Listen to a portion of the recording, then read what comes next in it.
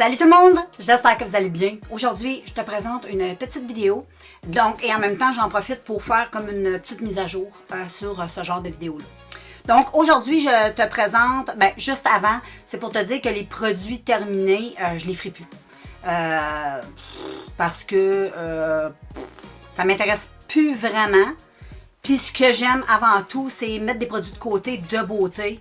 Et ensuite, quand j'en ai un petit peu, là, je vous ferai comme une revue finale sur ces produits terminés-là. Je ne sais pas si tu comprends. Donc, ça sera pas... Tu vas en voir beaucoup moins souvent. C'est ça que je veux dire. C'est que tu vas peut-être en voir une passer une fois de temps en temps, mais ce sera que sur du make-up et non sur toutes sortes de choses comme je présentais avant. Fait que je préfère faire ça. On va rester dans la beauté, puis c'est ça. Anyways, comme ça, je vais pouvoir aussi parler un petit peu plus des produits, donner un avis définitif, une revue finalement. C'est ça qu'on va faire. Fait que pour commencer, je prépare tout ça, puis on se revoit. Donc, pour débuter, j'ai un premier produit à te présenter que j'ai enfin terminé. C'est un fond de teint de la marque Lancôme. C'est le René J Lift Makeup. Je pense. Je vois pas bien, j'ai pas mes lunettes. Je te laisse regarder, ça va être beaucoup plus facile pour toi de lire. Mets une petite pause, comme ça tu vas pouvoir lire ce qui est marqué. C'est un produit en verre avec une pompe. Ça, c'est un plus. Moi, j'aime bien les produits exactement comme ça. J'aime ça les produits en verre, moi. Je sais pas pourquoi, j'aime bien ça. Je trouve ça fait chic. Mais en plus, c'est Lancôme. Hein? C'est un fond de teint qui est quand même couvrant, mais en même temps léger.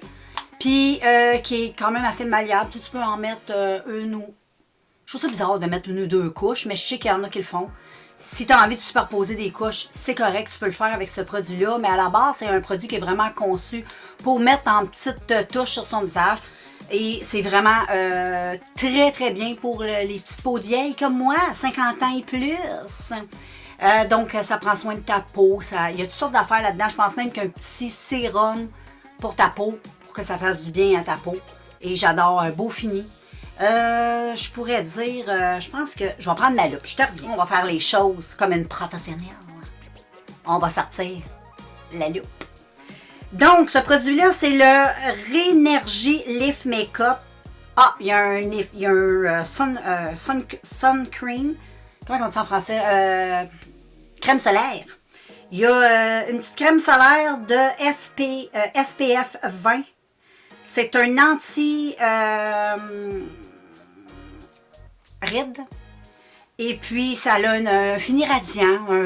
C'est une légère humidité parce qu'à qu'on vieillit, on a besoin de lumière au niveau du visage. Si on a la peau trop terne, c'est pas tout à fait joli. C'est pour les peaux normales à sèche. Donc, voilà ce que ça dit, ce joli petit fond de teint que je suis très heureuse d'avoir testé. C'est une abonnée qui me l'avait offert. Et puis, j'ai beaucoup aimé. Ensuite, j'ai un petit produit ici de Bella Pierre. Si tu connais les produits Bella Pierre,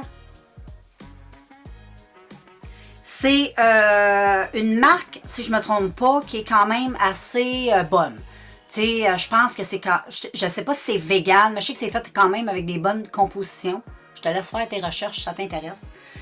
Il y a longtemps, j'avais acheté ça. C'est un concealer en peau.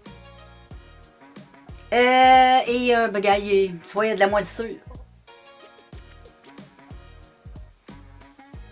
On voit pas, on voit-tu? On voit pas. Ben, mange la colle. C'est quoi qui se passe?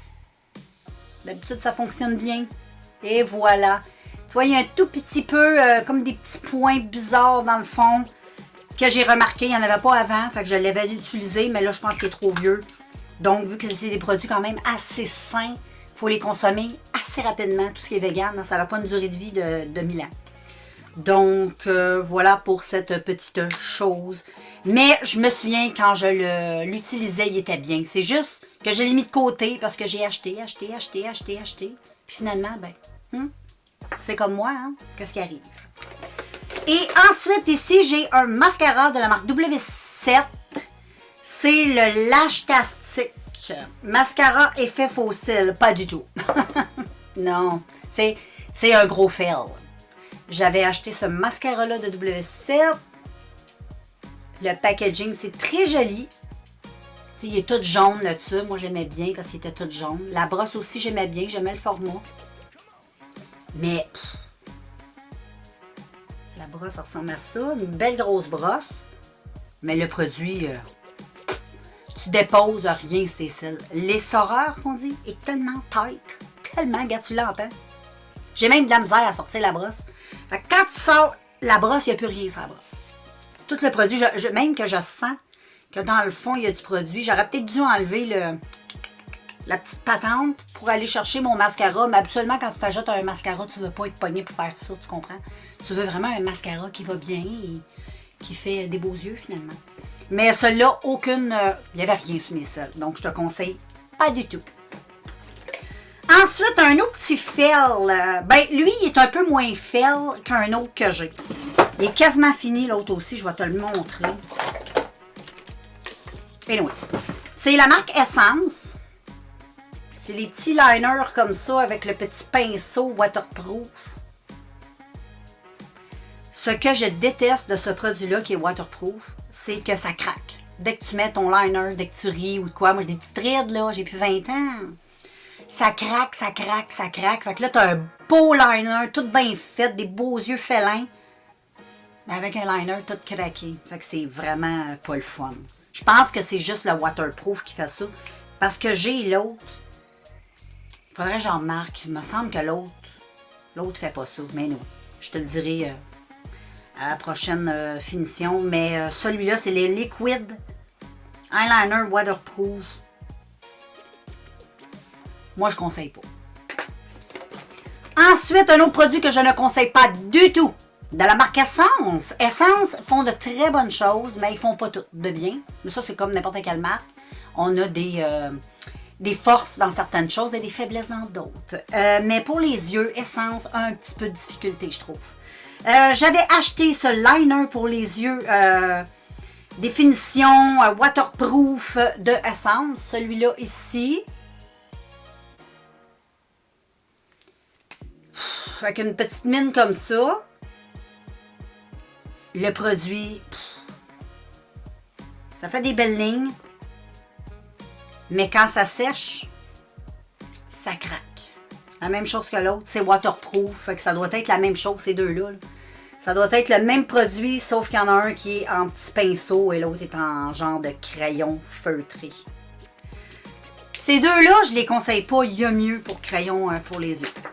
Liner. Et pour terminer, deux crèmes que j'aime, j'ai ben trop aimé. Mais je crois, il y a une crème en particulier que j'ai bien aimée, mais que ça se vend pas au Canada. Ça se vend du côté américain. Mais c'est pas grave, quand je vais retourner l'autre bord, je vais en racheter. Parce que j'aime beaucoup ces crèmes-là. Ils sont pas chers, puis ils sont très très bien. Je trouve que c'est un petit peu un dupe, moi, de la marque... comment je pourrais dire, Bath Body Works un peu, avec juste que les senteurs sont un petit peu moins, tu sais, Bath Body Works, ça sent très très très fort, ça sent correct. C'est la marque April. Donc, cette petite crème, aïe aïe aïe aïe, j'ai trouvé tellement ça sentait bon. C'est une lotion pour le corps à la vanille et au sucre brun. C'est pour l'automne, c'est extraordinaire. La seule chose que je trouve un peu plate, c'est le bouchon. Tu sais, c'est des bouteilles comme ça. Il aurait pu nous mettre un petit bouchon un peu comme le prochain que je vais te montrer. Mais l'odeur. Quand tu te mets ça, là, tu sens vraiment la pudding au chômage. Ça sent trop bon. T'as le goût de te croquer, là, tellement ça sent bon. Et ensuite, ma dernière crème que j'ai terminée, c'était une crème de Noël. Achetée de l'an passé, bien sûr. Et c'est Bath Body Works. Et c'est la vanille bean de Noël. Celle-ci, ici.